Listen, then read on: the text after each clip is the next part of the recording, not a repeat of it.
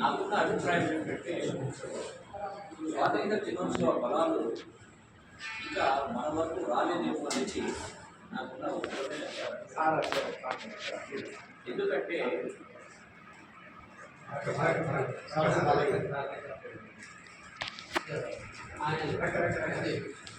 అర్ధరాత్రి మనమంతా నిద్రపోతున్న సమయంలో అధికారం మార్పిడి జరిగింది. ఈ మార్పిడి ఫలాలను సామాన్యుల చెంతకు చేర్చడానికి 78 సంవత్సరాలు పూర్తయినప్పుడు ఇంకా రాలేదనే అనిపిస్తుంది.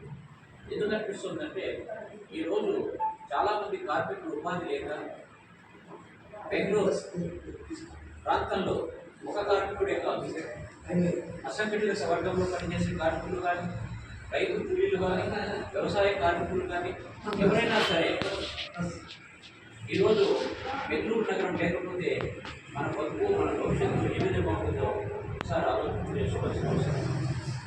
అదేవిధంగా కేరళ రాష్ట్రంలో భాష తెలియని కేరళ రాష్ట్రంలో మన కార్మికులు ఇక్కడ పనిచేసే వాళ్ళు భిక్షాటన అడుగు తినే ఒక ధైర్యమైన పరిస్థితి 78 సంవత్సరాల తర్వాత కూడా కొనసాగుతుందంటే స్వాతంత్రం వచ్చింది అన్న అనుమానం ఎవరికైనా కలిగింది.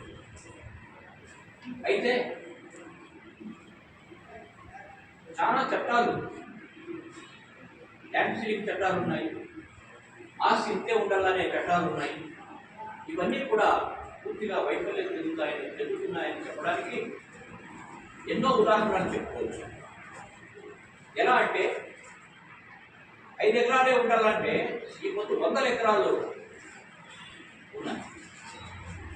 ఉన్న భూమి పట్టలేక అల్లాడిపోతుంటే 100 ఎకరాలు వాణిజ్యం కోసం, పారిశ్రామికల కోసం చేసుకుంటున్నారు.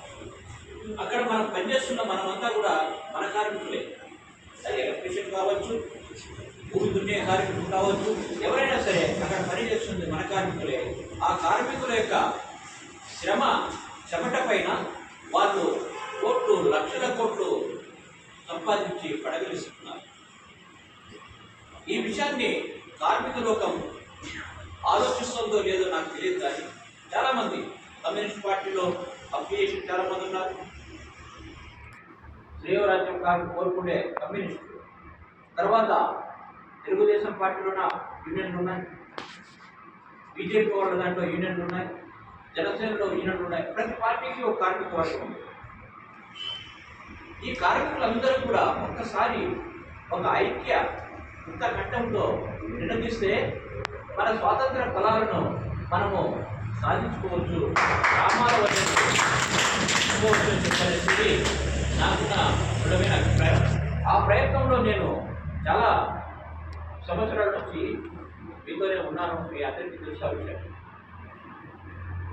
అందువల్ల ఒకనాడు ఈ కార్మిక సంఘం అప్పటి ఎమ్మెల్యే, ఇప్పటి ఎమ్మెల్యే కదిపుట్ట ప్రసాద్ను తీసి మన బిడ్డ మీద కళ్యాణ మండపంలో మీటింగ్ పెడితే కళ్యాణ మండపం ఎక్కించిపోయింది.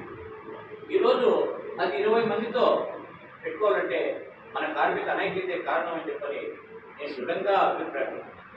చాలామంది పెద్దలు ఉన్నారు, ఇక్కడ యూత్ కూడా ఉన్నారు. ఈ కార్మికుల ఐక్యతకు మీరందరూ కంకణబద్ధులు కావాలని, అందుకోసం నా పాత్ర ఏమైనా పోషించడానికి సిద్ధంగా ఉన్నారని మీ అందరికీ కూడా మరోసారి దినోత్సవ శుభాకాంక్షలు చెబుతూ సెలవు తీసుకుంటున్నాను.